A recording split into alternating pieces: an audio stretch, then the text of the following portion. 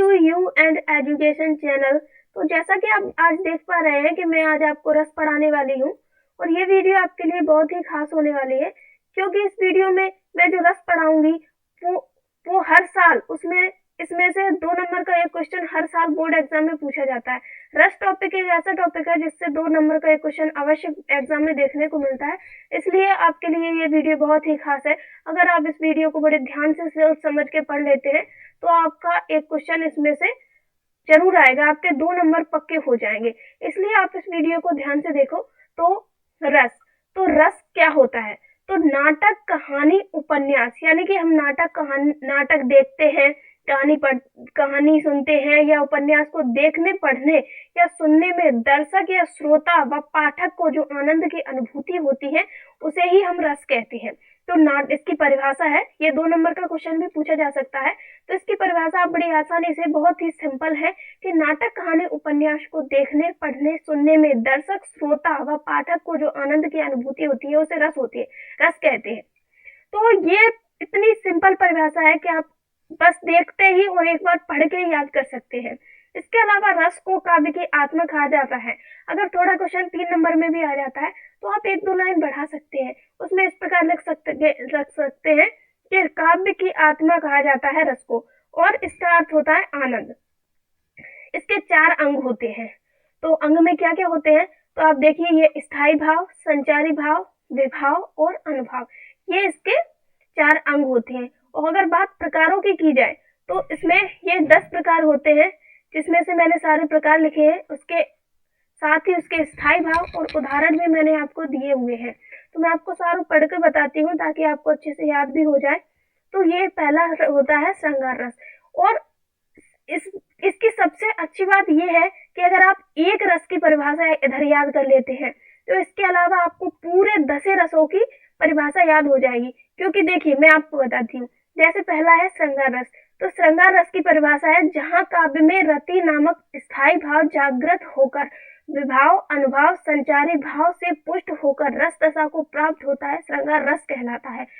आप ये समझिए कि अगर आपने ये एक परिभाषा याद कर ली तो आपको सारे ये जो 10 रस लिखे हुए हैं उन सबकी परिभाषा याद हो जाएगी। कैसे? देखो मैं बताती हूँ। जैसे यहाँ रति लिखा है, तो आप मान लीजिए अगर आपसे भयानक रस की परिभाषा पूछी गई है एग्जाम में, तो आप बस यहाँ पर इसका स्थायी भाव बदल दें और यहाँ पर भय कर दें और यहाँ पर श्रृंगार रस की जगह भयानक रस लिख दे। इसी प्रकार आप सारे रसों का बस इधर स्थायी भाव बदल के और यहाँ उस रस का नाम बदल के परिभाषा सेम कर सकते हैं। यानी कि आपको एक परिभाषा याद करने से सारे 10 रसों की परिभाषा याद हो जाती है। सारे रसों की परिभाषा याद हो जाती है। तो आप एक बार इसको फिर से पढ़ लीजिए। ये श्रृंगार रस की लिखी हुई है कि जहाँ काव्य में रति नामक स्थायी भाव जागृत होकर विभाव, अनुभाव, संचारी भाव से पुष्ट होकर रस दशा को प्राप्त होता है, श्रृंगार रस कहलाता है। इसी प्रकार आप सभी रसों की परिभाषाएं बना सकते हैं। तो श्रृंगार रस का स्थायी भाव रति होता है और इसका उदाहरण आप इस प्रकार लिख सकते हैं कि हे खग, हे मृग, मधुकर श्रेणी, तुम देखी सीता मृग नयनी। नेक्स्ट है हास्य रस। हास्य रस का भी आप इस प्रकार बना सकते हैं कि जहाँ काव्य में हास नामक स्थायी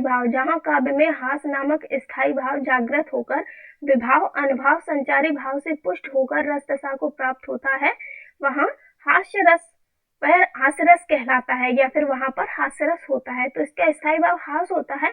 और इसका उदाहरण आप लिख सकते हैं कि फादर ने बनवा दिए 3 कोट 6 पैंट, बेटा मेरा हो गया कॉलेज स्टूडेंट।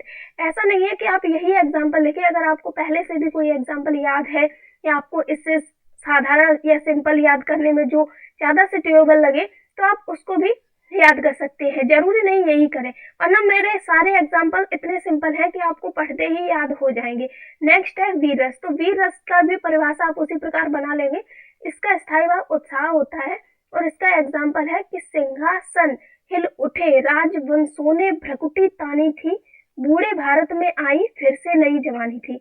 नेक्स्ट है रौद्र रस। रौद्र रस का स्थायी भाव क्रोध होता है और इसका उदाहरण है कि श्री कृष्ण के शुन वचन, अर्जुन क्रोध से जलने लगे, सब शोक अपना भूल कर तल युगल मनने लगे। बहुत ही सिंपल सा है, आप आराम से कर लेना। नेक्स्ट है करुण रस। करुण रस का स्थायी भाव शोक होता है और इसका उदाहरण है, देखी सुदामा की दीन दशा, करुणा करके करुणानिधि रोए, पानी परात को हाथ छुओ नहीं, नैनन के जल से पग धोए। नेक्स्ट है अद्भुत रस। तो अद्भुत रस का स्थायी भाव विस्मय होता है और इसका उदाहरण है, देख यशोदा शिशु के मुख में, सकल विश्व की माया, क्षण भर में वह बनी अचेतन, हिल न सकी कोमल काया। परिभाषा है तो आप श्रृंगार रस की तरह ही सबके बना लेंगे। नेक्स्ट है वीभत्स रस। वीभत्स रस का स्थायी भाव जुगुप्सा है और इसका उदाहरण है, सिर पर बैठ्यो काग, आंखें दो खात निकारत, खींचत जीवई स्यार, अति आनंद उर्धारत। ये थोड़ा आपको कठिन लग सकता है, वैसे इतना भी कठिन नहीं है। अगर आपको कोई और पहले से याद है तो आप वो भी कर सकते हैं। नेक्स्ट है शांतरस। शांतरस का स्थायी भाव निर्वेद होता है। इसका है उदाहरण, हे प्रभु आनंद दाता, ज्ञान हमको दीजिए, शीघ्र सारे दुर्गुणों को दूर हमसे कीजिए। नेक्स्ट है भयानक रस। भयानक रस का स्थायी भाव भय होता है और इसका उदाहरण है, लपट कराल ज्वाल माल चहु दिसी, धूम अकुलाने पहचाने कौन का हीरे। नेक्स्ट वात्सल रस। ये 10वां रस है। इसका स्थायी भाव वत्सल होता है। इसका उदाहरण है, मैया मोरी मैं नहीं माखन खायो, बाल ग्वाल सब पीछे पर के बरबर मुख लपटायो। हो सकता है आपको ये तो याद हो, क्योंकि ये तो हम बचपन से ही सुनते आ दे रहे हैं। तो मैंने इस छोटी सी वीडियो में आपको पूरे 10 रस पढ़ा दिए हैं और ये वीडियो एक तो आपका टाइम बचाएगी, उसके साथ ही आपके कक्षा 12वीं के बोर्ड एग्जाम में बहुत मदद करेगी और 2 नंबर का क्वेश्चन आपका यहाँ से क्लियर हो जाएगा।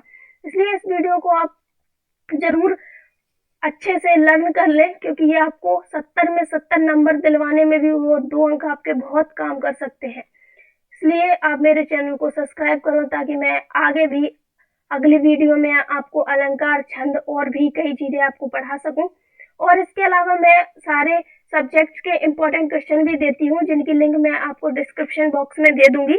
तो आप इसको सब्सक्राइब भी कर लें, लाइक करें, ताकि मैं आगे मुझे मोटिवेशन मिले और भी वीडियो लाऊं, और जो भी वीडियो लाऊं उनका आपको नोटिफिकेशन भी तुरंत ही मिल जाए।